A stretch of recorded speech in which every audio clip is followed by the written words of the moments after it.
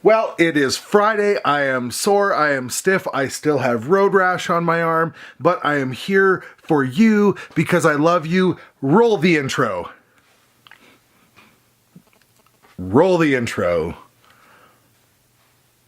Why aren't we rolling the intro?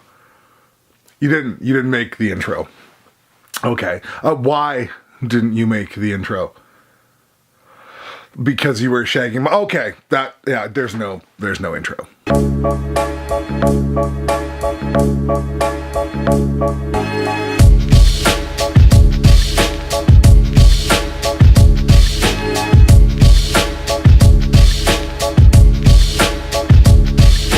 Well, fam, it has been an interesting week with the motorcycle accident and everything else that went on the last weekend, but the week is at an end and I can't be happier, to be honest. I really think that I'm going to try to pretend to do lots this weekend because then maybe nothing will happen. Every weekend that I've said that I'm going to relax, I haven't been, so I'm going to say I'm doing lots this weekend and we'll see what happens. Also, it is sweltering hot today. It's about 36 or 37 Celsius. I'm not sure how much that is in Fahrenheit, but that plus smoke from fires in BC, it's miserable out there. And like I said, I'm still recovering from the motorcycle accident. Did I mention that I was in a motorcycle accident? I haven't said it that much. I understand if you forgot. But I talked about joy the other day, and today I want to talk about suffering. You see, I talked about joy and then I got into the motorcycle accident, so maybe if I talk about suffering, I'm gonna universe magic. See, a lot of people think that happiness and suffering are two different things, just like joy and sadness are two separate things, but they're not. You can be happy in the midst of suffering. There's lots of people I know that undergo regular suffering every day. They're in chronic pain or whatever else, or bad circumstances, and they suffer constantly. There's one client at my work that no matter how rough his life is, he will come in and he will open up the newspaper and tell me the truck that he's going to buy, how much it is, why he's getting it, all the luxuries, how he'll get the leather seats. Will he ever afford this truck? Probably not. But that moment of him looking there, that's joy in the midst of his suffering. I started thinking about suffering a lot this week, not just because my stuff, but because a lot of the people around me are going through a lot of suffering. We had Pipe Circle this week, and for those of you who don't know, it's not like the Pipe Circle you had in high school where you all sat around on the lawn and smoked pot. It's a time when people get to share and hold the sacred pipe in an indigenous sense, and you pass it around and you share your emotions and your prayers for other people, and sometimes your prayers for yourself. And this week was a lot of prayers for self because a lot of people were hurting. A really good example is we had one person who talked about how her father is sick and he's dying. This is awful and tragic. And also, she talked about how she got to spend time with him.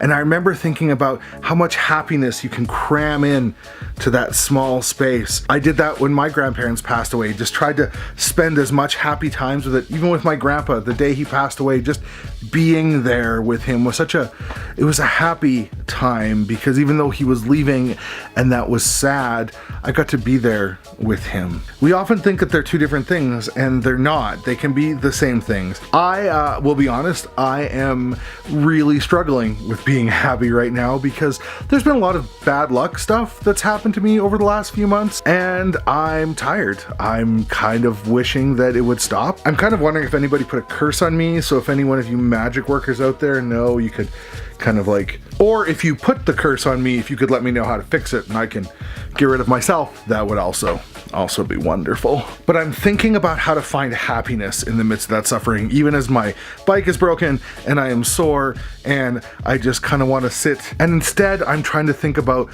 what would make me happy. So tonight I'm going to sit outside and I'm going to just enjoy as it cools down for the evening. I have a yard, which means I can sit there with very little on and not have too many onlookers unless I invite them, but just sit and relax. And I think I can take the time to do that today. Just a little bit of happy in the midst of suffering. Because the fact of the matter is, suffering is part of life, and we have a couple options when we deal with suffering. One of my all-time favorite pieces of work is this beautiful old Chinese wood print called the Three Vinegar Tasters. One of the vinegar tasters looks very, very sour and angry, and that's the Confucianist, and he's upset because this sour thing is an affront to the way things work and they're not lined up properly according to the heavenly order. And then you have the Buddhist, who is sad because the vinegar is causing suffering and life is suffering, and there's all this. They both deal with suffering in a different way. And then the third person looks content. Not joyful, but happy and content, because he understands that this is vinegar and this is what vinegar is supposed to taste like. And sometimes I think life is just like this.